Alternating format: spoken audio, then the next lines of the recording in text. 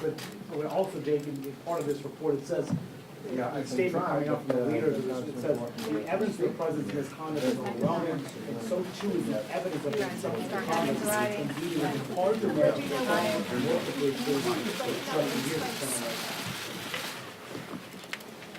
Good afternoon.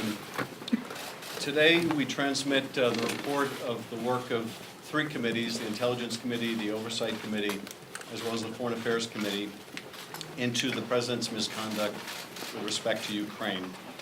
And at the outset, I want to just thank the incredible members of all three committees, as well as our amazing staff that did long hours of work through depositions, open hearings, and compiling all of the evidence into today's report. It was an enormous task, and I want to begin by acknowledging the great work of the great and late colleague of mine, Elijah Cummings. We continue to be inspired by his legacy and guided by thoughts of his integrity and the great moral clarity that he always showed in his work. I also want to thank my colleagues, Chairman Engel, Chairwoman Maloney, for their tremendous work as well. This report chronicles a scheme by the President of the United States to coerce an ally, Ukraine, that is at war with an adversary, Russia, into doing the President's political dirty work. It involves a scheme in which Donald Trump withheld official acts, a White House meeting, as well as hundreds of millions of dollars of needed military assistance in order to compel that power to deliver two investigations that he believed would assist his re-election campaign. And I want to underscore, first of all, just how important that White House meeting was to Ukraine. Ukraine has a new reformer as its president, President Zelensky.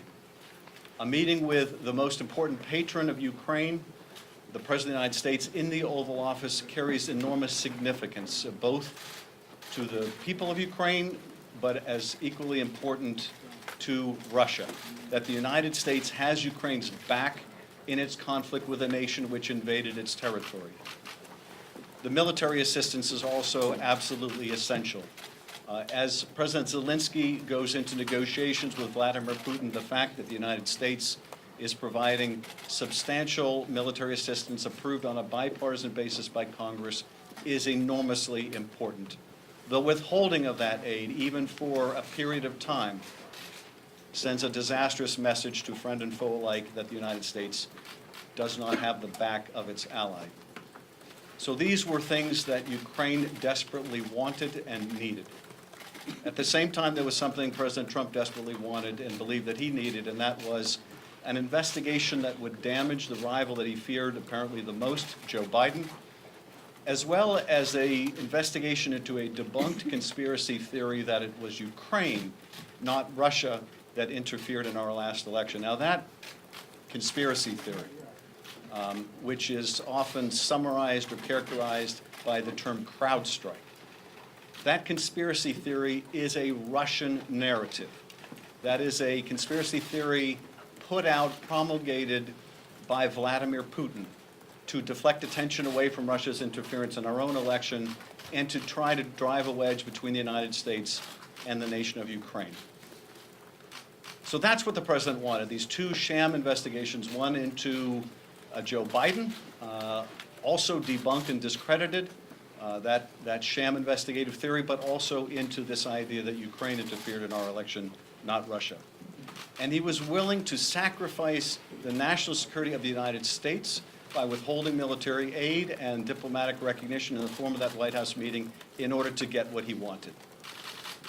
That scheme, however, was discovered because, among other things, a courageous person stepped forward and blew the whistle, but also because Congress announced that it would investigate the matter.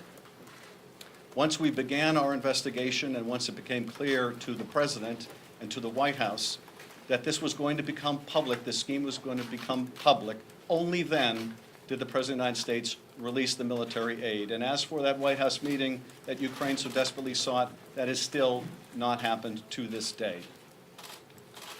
Now, what does this mean for Americans? Why should they care about what the president did vis-a-vis Ukraine? Why should they care indeed about Ukraine? First of all, this is not about Ukraine. This is about our democracy. This is about our national security. This is about whether the American people have a right to expect that the President of the United States is going to act in their interests, with their security in mind, and not for some illicit personal or political reason. So Americans should care deeply about whether the President of the United States is betraying their trust in him, betraying that oath that he took to the Constitution to protect our country and defend its institutions. So we should care about this. We must care about this. And if we don't care about this, we can darn well be assured the President will be back at it doing this all over again. Because indeed, he already has. First, there was the invitation to Russia to interfere in our last election. Hey, Russia, if you're listening, hack Hillary's emails, and indeed later that day they tried to do exactly that. But then there was the use of this official power to compel another country, Ukraine, to interfere in the 2020 election. And even after our investigation began, even after the impeachment inquiry began, there was President Donald Trump out on the White House lawn, once again making it abundantly clear that he wanted Ukraine to investigate the Bidens.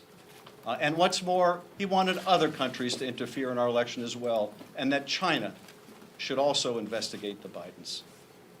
This is the result of a president who believes that he is beyond indictment, beyond impeachment, beyond any form of accountability, and indeed above the law.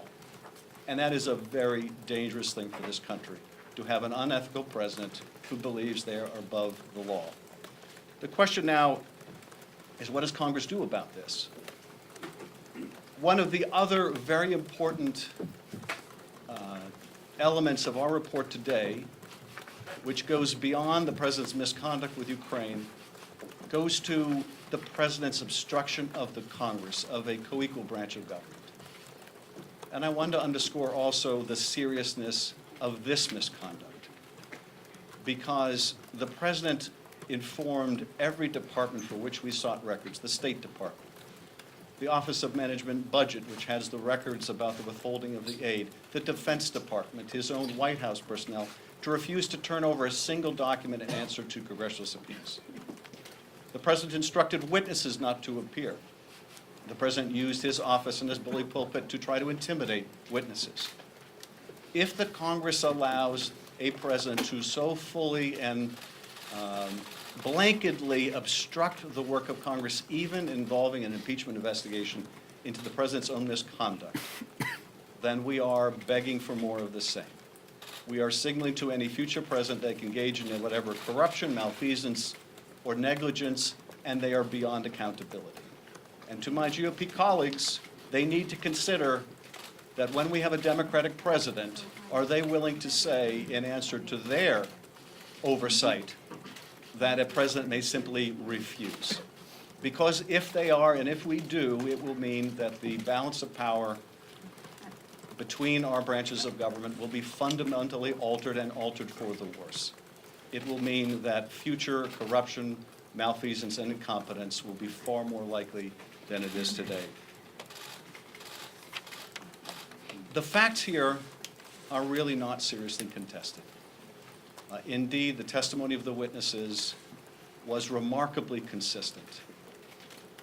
And you might be forgiven, having watched the hearings and watched the reaction of the members of the two parties to the testimony of these witnesses, if you thought that there were two different hearings going on at the same time. This points out another danger that the Founding Fathers were all too aware of, and that is the danger of excessive factionalism. That is, that a political party may become so wedded to a president of their own party that they're unwilling to do their constitutional duty.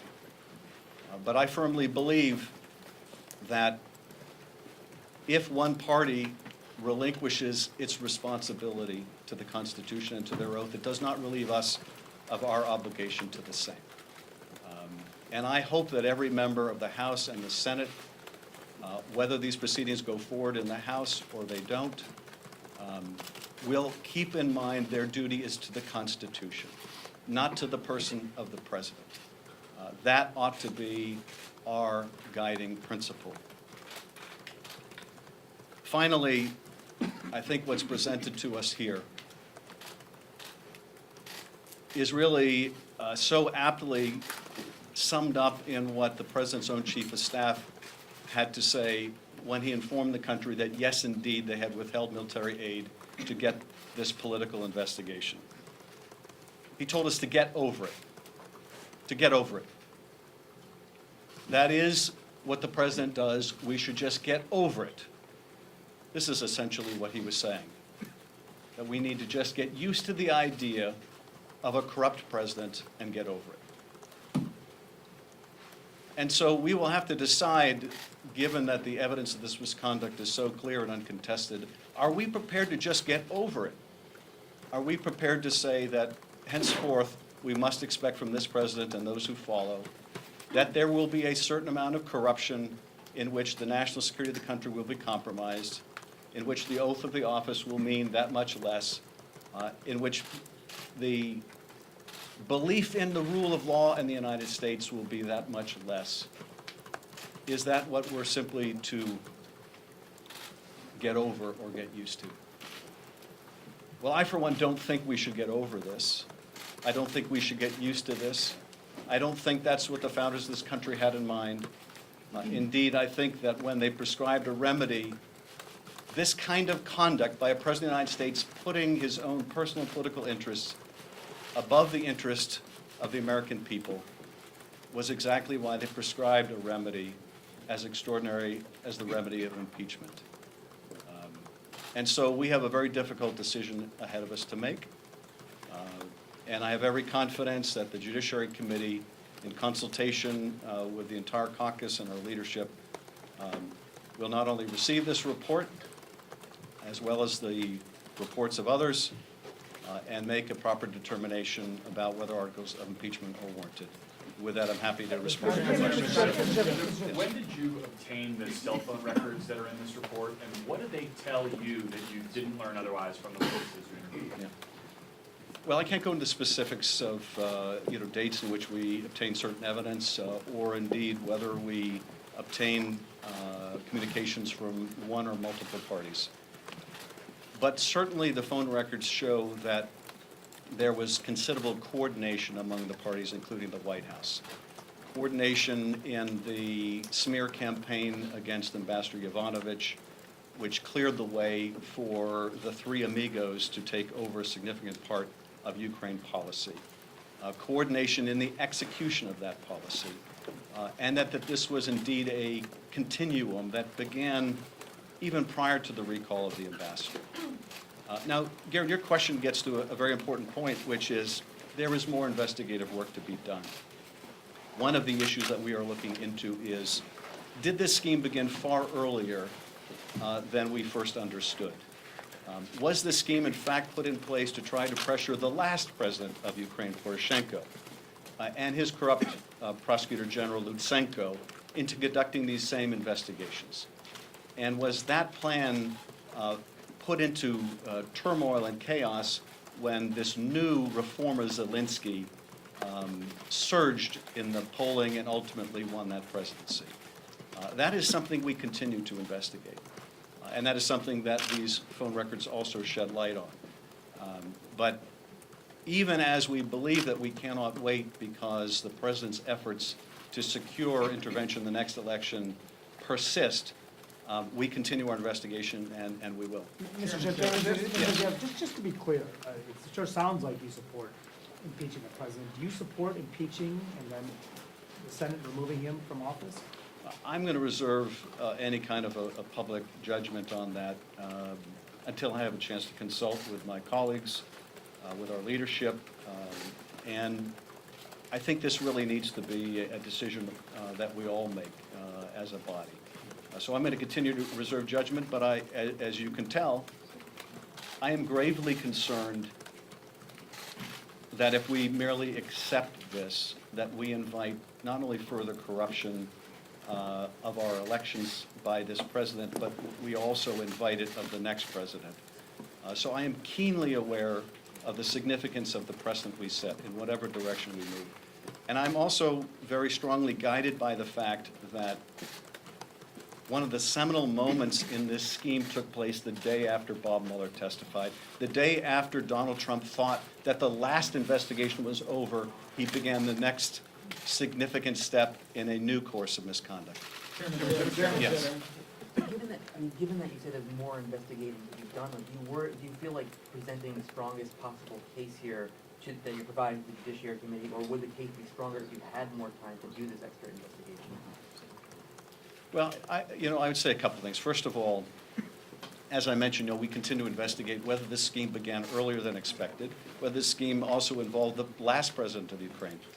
But look, we have provided overwhelming evidence in this report of a scheme to pressure the current president of Ukraine to conduct these political investigations. Will it move others if we're able to show that this was not the first time, this was the second time? I think what we have produced in remarkable short order is so overwhelming that it ought to be presented to the Judiciary Committee now without any further delay. If we do uncover additional evidence, and we do learn more every day, we will feel free to file supplemental reports to the Judiciary Committee. But there is, I think, grave risk to the country with waiting until we have every last fact, when we already know enough about the president's misconduct to make a responsible judgment about whether we think that's compatible with the office of the presidency. Chairman, Yes. do the phone records cast doubt on anything you heard from the witnesses or anything the president has said publicly? No, they don't. At least that I can identify at this moment. I think the phone records are remarkably consistent with the coordination of a lot of this scheme. Now, we obviously don't have complete phone records, and some of the phone records are deeply suggestive of who the parties were talking to, particularly in the White House or the Office of Management and Budget. But because of the president's effort to stonewall investigation, including not turn over their own phone records, not only to us but to witnesses like Sondland who asked for them, we don't have all of the answers. But we do know this without any doubt, and that is the President of the United States solicited foreign interference in our election and used the power of his office, the power to convene a meeting in the Oval Office, the power to provide or withhold hundreds of millions of dollars of aid to an ally at war to get his political dirty work done. The only question is how more extensive was the scheme, how many others may have been involved, what was the full knowledge and participation of other parties. And while we intend to get the answers to those questions and let the American people know the full facts, we do not intend to delay when the integrity of the next election is still at risk. Mr. Chairman, last question. Mr. Chairman, your report mentions cites call records involving ranking member Nunez. Did you speak to him or inquire about those with his office, and do you believe he should recuse himself later today on this vote? Also, do you or your staff plan to present this report to the Judiciary Committee in person? The rules adopted by the Judiciary Committee provide that our staff counsel will present the report to the committee, so that's what we expect will take place. In terms of the ranking member, it won't surprise you, I'm going to reserve comment. It is, I think, deeply concerning that at a time when the President of the United States was using the power of his office to dig up dirt on a political rival, that there may be evidence that there were members of Congress complicit in that activity. Now, there's a lot more to learn about that, and I don't want to state that that is an unequivocal fact. But the allegations are deeply concerning. Our focus is on the President's conduct first and foremost. It may be the role of others to evaluate the conduct of members of Congress. Thank you very much. Thank you.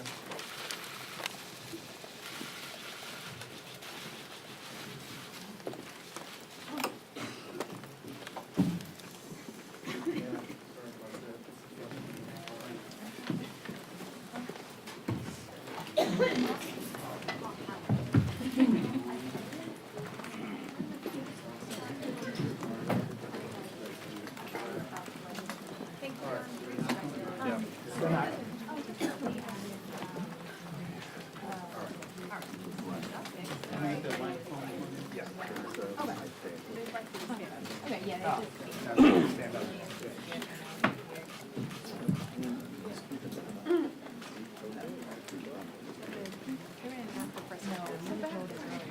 Was that the whole thing?